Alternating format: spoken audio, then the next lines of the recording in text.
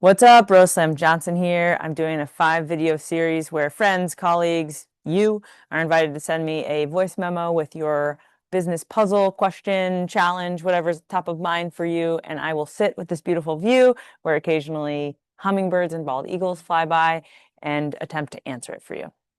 You'll remain anonymous, just like this person. So I got a voice memo from a colleague who, I'll give you a little context, coach, previously an executive assistant, also a facilitator and trainer, right? So this person has a ton of skills and they're in the process of shifting from, hey, I'm an executive assistant, whatever you want, I will do, to, hey, actually, let me be a thought partner, a curator, a coach, a guide, a facilitator for that, for you, so that I can take some weight off of you, but I'm not doing all of it.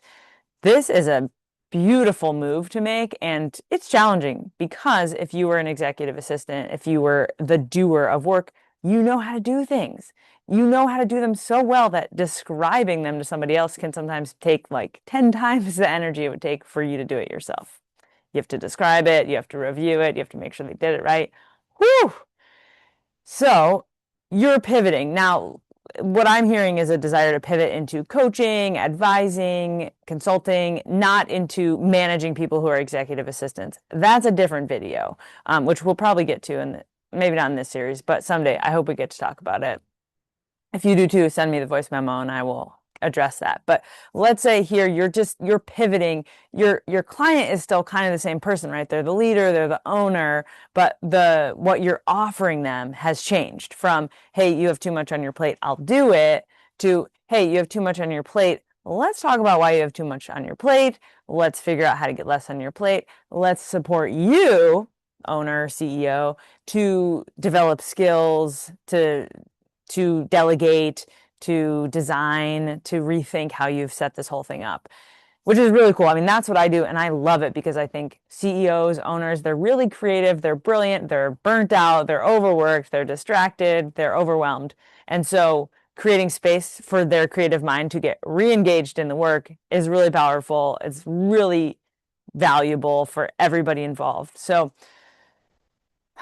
and you, friend who has submitted this, are changing what you've been doing. And so you're changing their expectations of you. Now, if you're just working with new clients, that can be easier, but you still have to reset the mindset yourself. And some of the things you asked about are like, how do I shift to offering retreats and cohorts and coaching? For sure.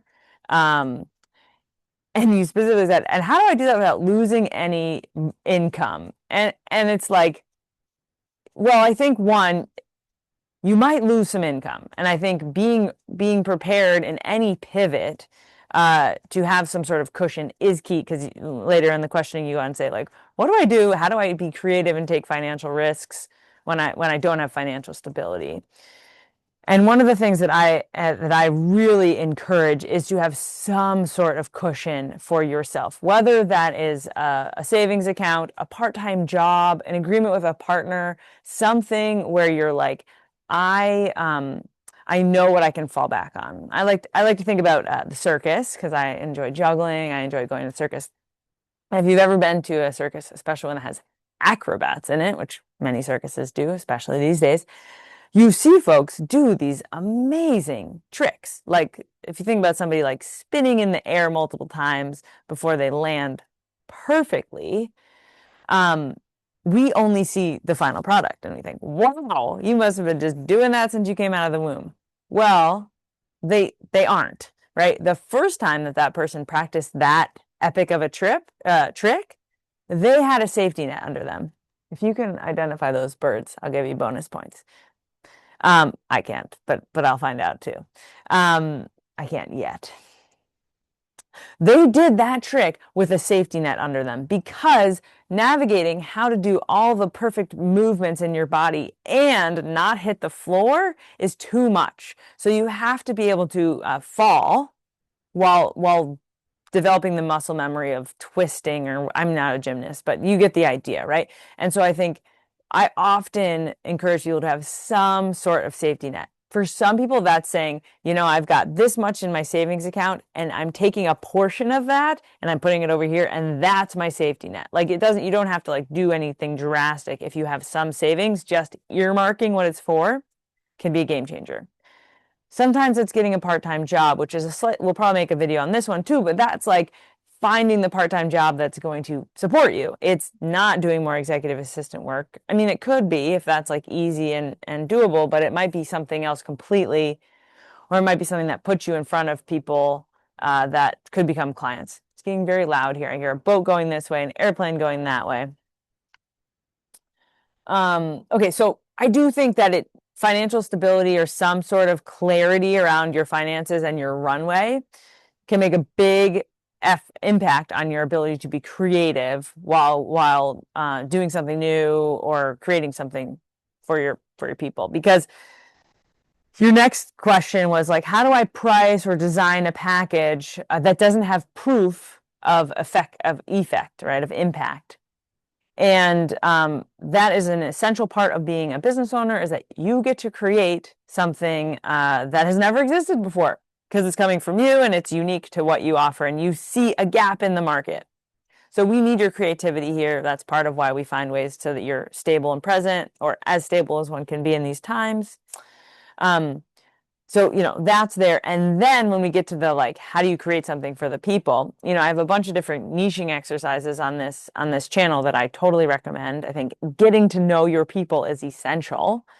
And designing it for them is going to be so much more effective than just designing it because you like it. I mean, of course, you have to start there. I was just working with somebody who's shifting from one-to-one to a membership model. And so what we did was we took the favorite individual clients and we identified what challenges they were facing, what they were most wanting to get from this experience. And they said, how do we put that into a membership model? Now, what's interesting in this activity that I just did with this person was we picked their four favorite people, the people they love working with. And we designed the whole thing. And I said, okay, do they want what you're offering? And the answer was no, none of them actually need it. So this is key, right? This is key in the design experience. So we went back and we said, okay, who are the next four people that you love working with, even if they're not your favorite, but you love working with them? And then going through the activity of what are their challenges? What are they looking for? What is your unique offering? Because as you can design it, then you can go back to those four people and say, hey, I designed this thing for you. I'm cutting the price in half. I need proof of concept. Do you want this? Now, unless they've already gotten that exact same thing from you in the past, the answer is likely yes, because it's like, oh my God, that's a no-brainer. You just designed exactly the challenges I'm facing and the results I want, and you're offering it at half the price with you. And then you go through it, you take the cut of the pricing because you get an excellent testimonial, you get proof of concept, and then you've got a beautiful case study. Okay, I don't know where I'm at time-wise, but there's another cute boat. Sorry, no hummingbirds came by. Check out the other videos where we have all sorts of fun birds coming through. Take care.